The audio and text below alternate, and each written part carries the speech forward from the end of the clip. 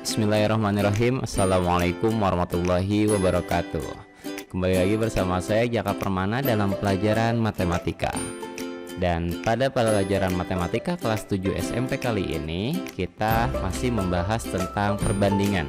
Setelah di pertemuan sebelumnya kita mengenal seperti apa itu perbandingan dan bagaimana jenis-jenis dari perbandingan, hari ini kita akan membahas salah satu jenis dari perbandingan, yaitu perbandingan senilai. Secara definisi, perbandingan senilai itu diartikan sebagai perbandingan dari dua buah hal ataupun lebih yang jika salah satu variabelnya bertambah, maka variabel yang lainnya juga ikut bertambah, dan berlaku sebaliknya. Artinya, jika salah satu variabelnya berkurang, maka variabel yang lainnya juga ikut berkurang. Beberapa hal contoh perbandingan senilai ini bisa kita lihat perbandingan antara jarak tempuh dengan waktu tempuh. Misalnya, semakin jauh jarak yang ditempuh, maka membutuhkan waktu yang lebih banyak untuk menempuh jarak tersebut. Atau jumlah barang dengan harga barang. Semakin banyak barang yang dibeli, maka harganya pun akan semakin mahal. Atau jumlah tabungan dengan waktu penyimpanan. Semakin banyak tabungannya, maka membutuhkan waktu yang lebih lama. Atau semakin lama waktu menyimpan atau menabung, maka jumlah tabungannya pun akan semakin besar.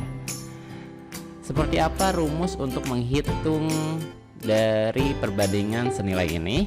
Ya, jika kita lihat pada perbandingan ini ada dua komponen ya. Misalkan tadi jika jumlah barang dengan harga, berarti komponen satunya ini adalah jumlah barangnya, komponen dua ini adalah harganya. Ya, misalkan di sini secara umum saya tuliskan komponen 1 dan komponen 2. Komponen 1 untuk nilai untuk A memiliki nilai C misalkan gitu ya. Misalkan dua barang harganya sekian jika dalam hal jumlah barang dan harga ya. Lalu yang kedua, misalkan kasus yang keduanya untuk jumlah sebanyak B, harganya D misalnya, seperti itu ya. Nah, dalam perbandingan senilai untuk menyelesaikannya kita cukup kalikan silang. A dikalikan dengan D dan B dikalikan dengan C. Atau jika kita tuliskan A kali D itu sama dengan B dikali C. Titik di sini artinya kali ya, untuk membedakan antara kali dengan variabel X. Jadi biasanya kita akan menggunakan simbol titik untuk menyatakan perkalian. Ya, diingat ya teman-teman, rumusnya dikalikan silang A kali D sama dengan B kali C. Kita lihat contohnya. Harga 3 buah buku tulis adalah 7.500. Berapakah harga 5 buah buku tulis? Mari sama-sama kita selesaikan. Yang dikatakan di sini, untuk 3 buah buku tulis harganya adalah 7.500. Kemudian pertanyaannya, untuk 5 buah buku tulis harganya berapa? Karena kita belum tahu dan ini yang ditanyakan, kita misalkan dengan X. Ya, kita menggunakan variabel X di sini. Bebas ya teman-teman, boleh menggunakan B gitu ya, karena di sini buku misalkan, atau teman-teman boleh menggunakan variabel apapun, karena di sini dia hanya perumpamaan untuk menggantikan bilangan yang kita belum ketahui nilainya. Oke, dengan cara yang tadi kita lanjutkan, berarti 3 dikali dengan X dan 5 dikali dengan 7.500. Kita tuliskan 3 kali X jadinya 3X sama dengan 5 dikali, ini kali ya, ingat, kali 7.500. Kita tidak perlu mengalikan terlebih dahulu, karena kita ingin mencari nilai X nya, maka si 3 nya ini harus pindah ya. Teman-teman masih ingat pelajaran tentang persamaan linear satu variabel? Ya, untuk menghilangkan 3 nya, maka kedua ruas kita bagi 3 ya, sehingga yang sebelah kiri menjadi X dan yang sebelah kanan jadi 5 dikali 7.500 dibagi 3. Di sini 3-nya langsung hilang ya, karena dibagi 3 ya. Nah, kenapa tadi tidak dikalikan terlebih dahulu? Karena biasanya ini bisa dibagi. Sebenarnya bisa kita lihat di sini 7.500 bisa dibagi 3 ya. Ini dibagi 3 menjadi 1, 7.500 dibagi 3 menjadi ya 2.500. Maka kita lanjutkan perhitungannya. X sama dengan 5 dikali 2.500. 2.500 ini dari 7.500 dibagi 3 ya. Selanjutnya tinggal kita kalikan 5 dikali 2.500, maka kita peroleh X sama dengan 12.500. Maka simpulannya, jadi harga 5 buah buku tulis ya, 5 buah buku tulis harganya adalah 12.500. Demikian, mudah bukan? Ya, jika ada yang kurang jelas silakan teman-teman putar kembali penjelasannya dan simak dengan baik-baik.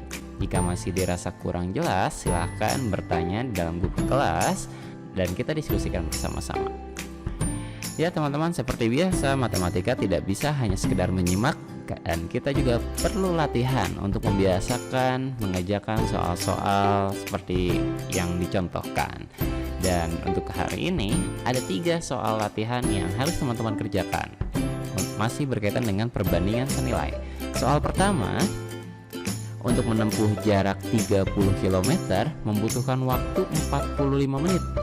Berapa waktu yang dibutuhkan untuk menempuh jarak 80 km? Selesaikan seperti tadi ya. Oke, soal yang kedua. Seorang pekerja memperoleh upah Rp288.000 untuk 6 hari kerja. Berapakah upah yang diterima pekerja tersebut jika ia bekerja selama 20 hari? Cukup jelas ya. Ini nomor 2, pekerja ini kalau kerja 6 hari dapat upah 288.000. Pertanyaannya, jika dia kerja selama 20 hari, maka berapa banyak upah yang akan dia terima? Dan soal yang ketiga, jika dalam 200 gram telur ayam terdapat 320 kilokalori kandungan energi, berapa banyak kandungan energi yang terdapat pada 500 gram telur ayam? Ya, silakan teman-teman selesaikan dan nanti kita diskusikan bersama-sama jika ada hal yang kurang dipahaminya. Ya, demikian untuk pembahasan hari ini berkaitan tentang perbandingan senilai. Teman-teman silahkan mencari informasi lebih banyak lagi. Teman-teman dapat mencari dari berbagai sumber, dari buku bacaan, buku paket, ataupun dari internet untuk menambah wawasan teman-teman semua. Dan seperti biasa, mohon maaf jika dalam penjelasannya ada salah-salah kata. Saya akhiri. Terima kasih. Assalamualaikum warahmatullahi wabarakatuh.